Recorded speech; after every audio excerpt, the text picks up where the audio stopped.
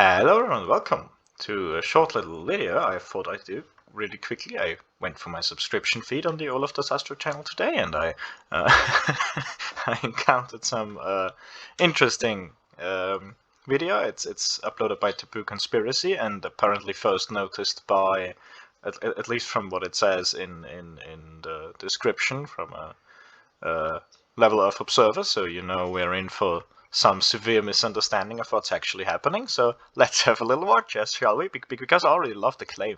It's 3 seconds and 36,000 miles per hour change of speed. You know. Let's have a Hello look. everyone. A big thanks to Level Earth I'm, of course, just for Taboo Conspiracy, because I will be tagging in the video. Hello, Taboo Conspiracy. If you see this, I'm Olaf from All of the Astro. I'm currently doing my master's thesis in astronomy, and I'm also enrolled in the master's course in physics, and I will tell you today, most likely, what's happening here. Observer for first pointing this out. I'll have a link to his channel in the description where you can go and subscribe to his channel. Please don't. I just wanted to make sure that as many people as possible see this important video evidence. And I'm here to make sure that as many people as possible see how you don't have the first basic clue about spacecraft. This is a small but indisputable proof that NASA lied to us about their space program. A lot of people can see the obvious, that NASA lied about the moon landings. But this They really didn't. You just don't understand diddly squat about it, if you ask me. confirms, without question, that NASA lied about everything else related to space. That's one of my more favorite things. Furthermore, because if you look carefully, it's still there. It's the exact same NASA position. lied about their Gemini program. You that's- must. I feel like that's in the film, like in the role of film itself. Logically presume that NASA continues to lie about But that's not what we're here for, is it? everything. You can find the original video here at around the 27-minute mark. Yes, I have watched it. Yes. And I'll have a link in the description. That credit by credit's due. That's very nice of you. Thank you. According to the official story, as narrated by one of the alleged Gemini 9 astronauts, in early June 1966, NASA's Gemini 9 spacecraft was orbiting at a speed of 18,000 miles per hour when it rendezvoused with the so-called Augmented Target Docking Adapter, or ATDA. You can read about this alleged NASA mission here. Here's the original video, unedited. This is the rendezvous from above. We're coming down on the ATDA over the Indian Ocean. And so you really know you're moving. Here we're plunging down from above, and the ATDA is going across over the Indian Ocean. We've just passed the Sahara Desert. We're coming into less than 1,000 feet now. There's no question that you're really moving at 18,000 miles an hour. There's no question that you're really moving at 18,000 miles an hour. As you can see, while supposedly flying at 18,000 miles per hour, Gemini 9 abruptly stopped. That's not a stop, my dear. Okay. So how this works? On spacecraft, you have two systems, usually. One of them is called reaction control system, and the other usually takes some form of similar to stability assist system. It's sometimes a bit different. Sometimes it's called stability control. In case of Gemini, which is what we're actually looking at, it was called stability control, where you have wheels on bearings turning around and creating torque to turn the whole spacecraft, and you have reaction control system that achieves the same goal. So you turn the spacecraft as a whole with small thrusters that they look something like that, right? So you have small thrusters in order to turn the spacecraft around, right? And that is extremely clearly what has happened here. On a dime, and then resumed flight and caught back up to the ATDA, all within. How would you think that they stopped here? You can clearly see the clouds in the background moving. They're still in orbit, obviously. Like, they're still moving. A few seconds. You can pretty clearly see that in the video. That's a change of speed of.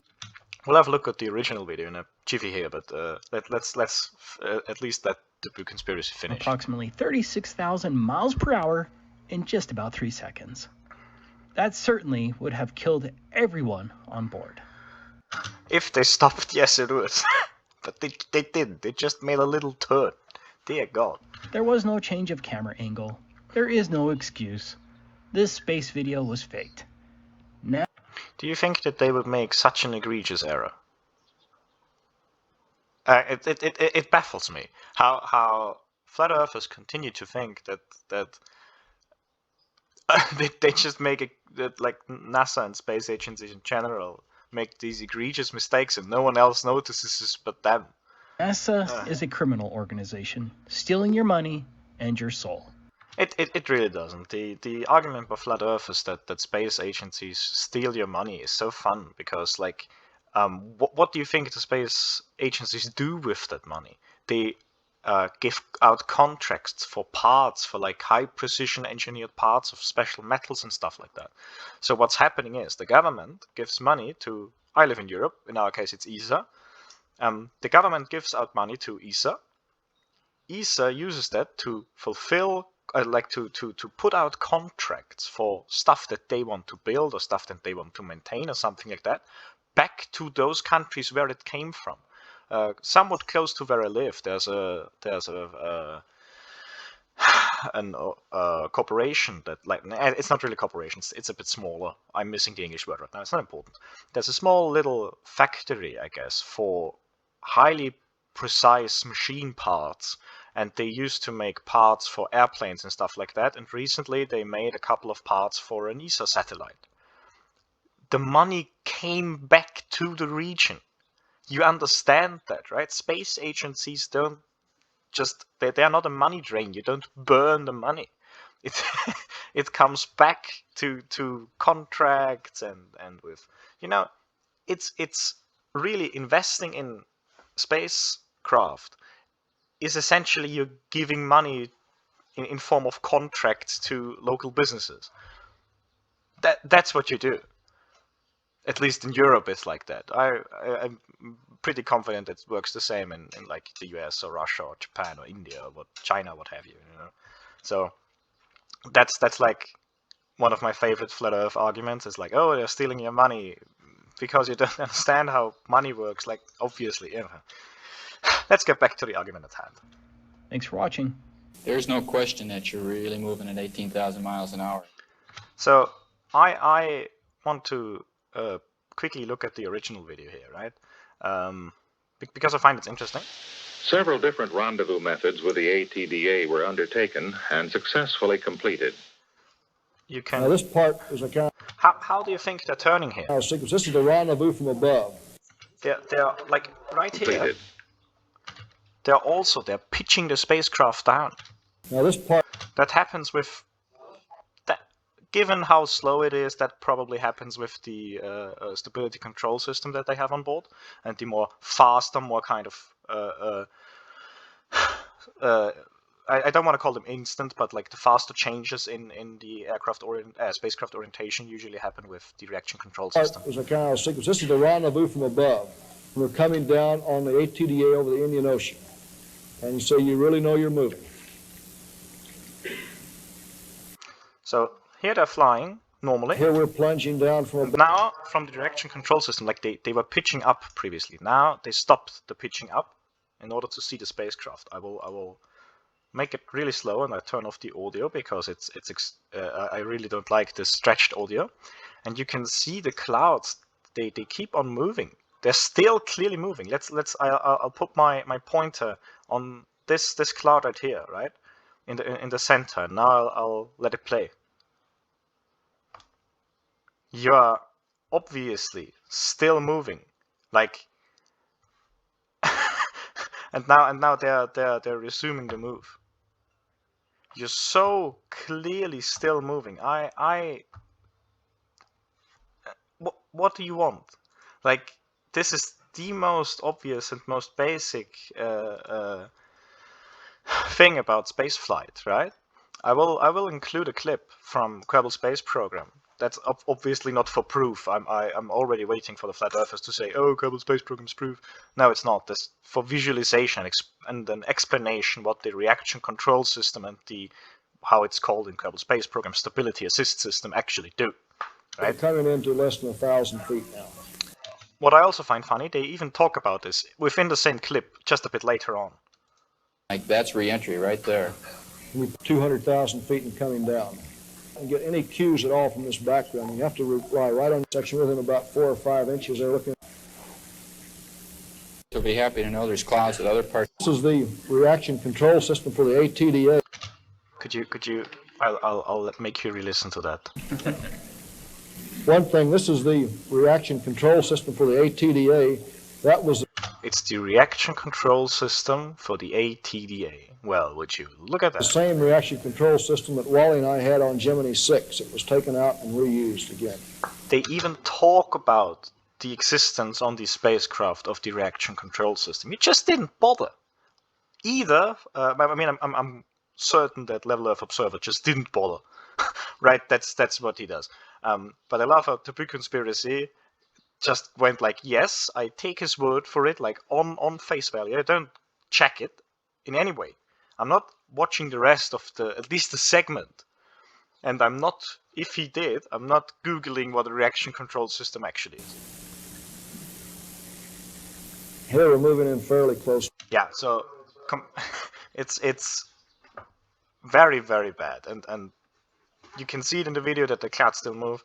And it's very obvious what's going on. They're just turning. But I'll make a visualization video very briefly in Kerbal Space Program. So yeah, with that, I will see you in Kerbal Space Program. Hi Ron, and welcome into the cockpit. I am here in Kerbal Space Program. Note that again, this is just for visualization purposes. I brought this spacecraft here in low Kerbin orbit. And as you can see, it has these reaction control thrusters right here. So I'm getting back into the cockpit view, and you can clearly see that we're moving, right? Now, what happened in the video, in some form or another, I'm zooming in as we're approaching land, because you can see it a lot better over land, of course. Now, what happened in the video, right? The window was, of course, a lot smaller. They filmed it with a camera and not with a window. Oh, there's land now. So what you can see in the video is they with the reaction control system, they were doing essentially this. Oh wait, no, the wrong direction. I'm sorry. And you can hear the sound from the thruster fire. They were just doing this motion kind of like, but more continuously, right? They were essentially just doing this all the time. Then they stopped to look at the spacecraft, and then they continued. That doesn't mean that they stopped. They just turned the spacecraft. You see, they just turn the spacecraft.